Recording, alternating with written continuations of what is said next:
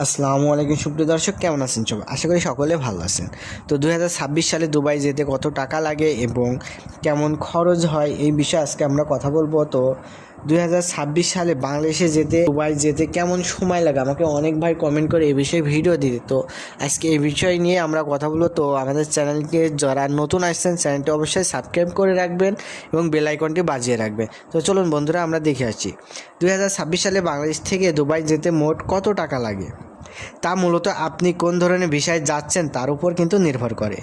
যদি ওয়ার্ক ভিসায় যান তাহলে সাধারণভাবে বিমান ভাড়া, মেডিকেল পরীক্ষা, পুলিশ ক্লিয়ারেন্স, পাসপোর্ট ও বায়োমেট্রিক, ট্রাভেল ইন্স্যুরেন্স এবং অন্যান্য প্রয়োজনীয় খরচ মিলিয়ে প্রায় 2,50,000 থেকে 5 লক্ষ টাকার মধ্যে খরচ হতে পারে। তবে অনেক ক্ষেত্রে নিয়োগকারী প্রতিষ্ঠান ভিসা, ওয়ার্ক পারমিট, মেডিকেল এবং আবাসনের খরচ বহন করে। তাই কোনো এজেন্সির সঙ্গে চুক্তি করার আগে লিখিতভাবে জেনে নেওয়া উচিত কোন খরচটি আপনাকে দিতে হবে এবং কোনটি কোম্পানি বহন করবে। যদি ট্যুরিস্ট ভিসায় যেতে চান তাহলে 30 দিনের ভিসা, বিমান ভাড়া এবং অন্যান্য প্রয়োজনীয় খরচ মিলে সাধারণত আপনার দেখা যাচ্ছে 70,000 থেকে 1,30,000 টাকার মতো খরচ হতে পারে। ভ্রমণের মৌসুম, বিমান ভাড়া এবং ভিসা প্রসেসিং ফি অনুযায়ী এই খরচ কম বেশিও হতে পারে। যে সময় লাগার বিষয়টি ভিসার ধরন অনুযায়ী ভিন্ন হয়। ট্যুরিস্ট ভিসা সাধারণত 3 থেকে 5 কার্য দিবস মধ্যে প্রসেস হয়ে থাকে।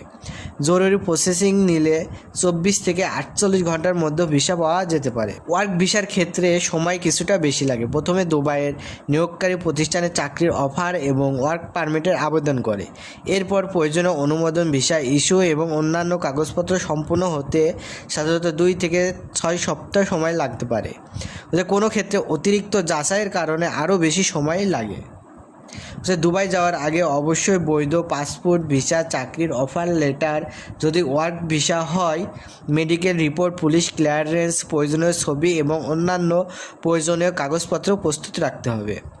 শুধুমাত্র সরকারি অনুমোদন, রিক্রুটিং এজেন্সি বা বৈধ নিয়োগদাতার মাধ্যমে আবেদন করা কিন্তু আপনাদের জন্য নিরাপদ। ভুয়া চাকরি বা ভিসার প্রবলন অগ্রিম টাকা দেওয়া থেকে বিরত থাকুন, কারণ এ ধরনের প্রতারণার বিষয়ে কর্তৃপক্ষ বারবার সতর্ক করছে। সর্বশেষে বলা যায় যে দুবাই যাওয়া মোট খরচ নির্ভর করবে আপনি কোন ভিসায় যাচ্ছেন এবং কোন এয়ারলাইন্সে ভ্রমণ করছেন, নিয়োগকারী প্রতিষ্ঠান কী কী সুবিধা আপনাকে দিচ্ছে এবং আবেদন কোথা থেকে করেছেন তার উপরে কিন্তু পুরো ব্যক্তিগতভাবে আপনার নির্ভর করবে। তাই টাকা লেনদেনের আগে আপনি তথ্য যাচাই করে নেওয়া আপনার জন্য সবথেকে নিরাপদ।